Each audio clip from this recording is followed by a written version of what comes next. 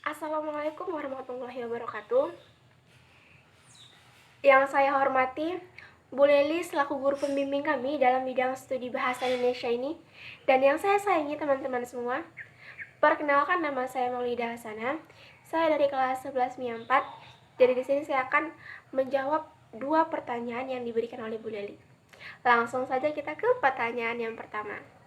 Pertanyaan yang pertama adalah, bagaimana struktur teks prosedur? Struktur teks prosedur itu terdiri dari 4 macam, seperti yang dapat kita lihat pada bagian di samping.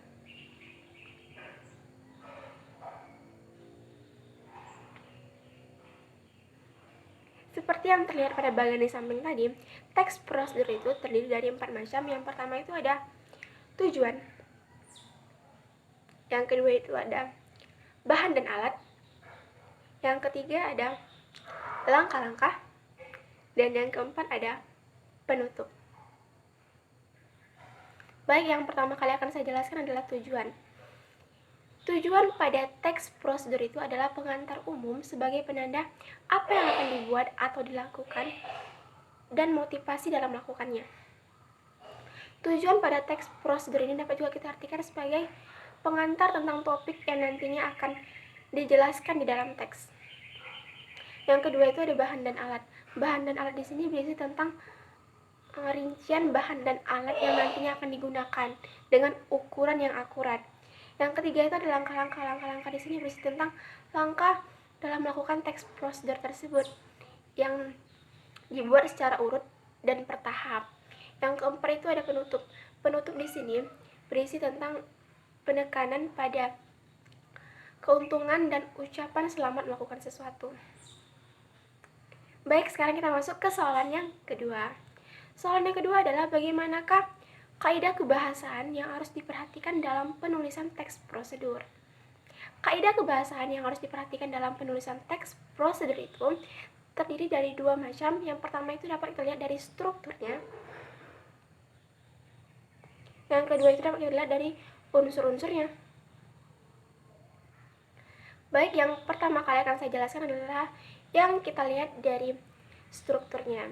Yang kita lihat dari strukturnya itu ada yang pertama ada kalimat imperatif.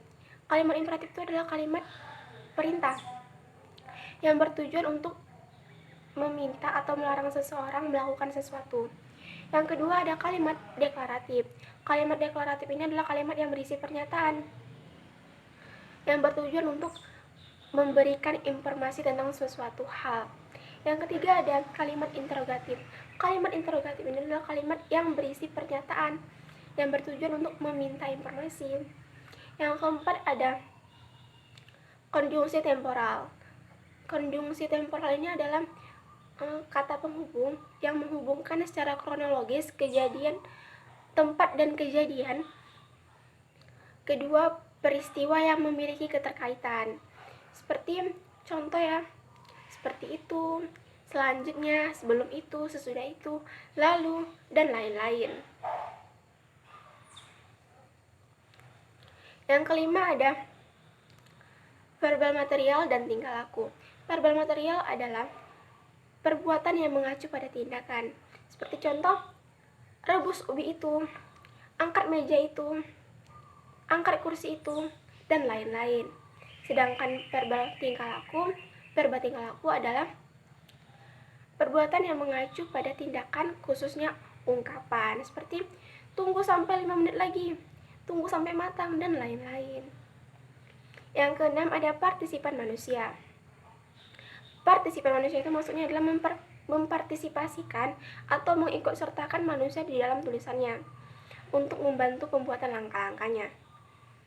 Yang ketujuh itu ada bilangan penanda. Bilangan penanda ini adalah bilangan yang akan menandai langkah-langkah dalam penulisannya.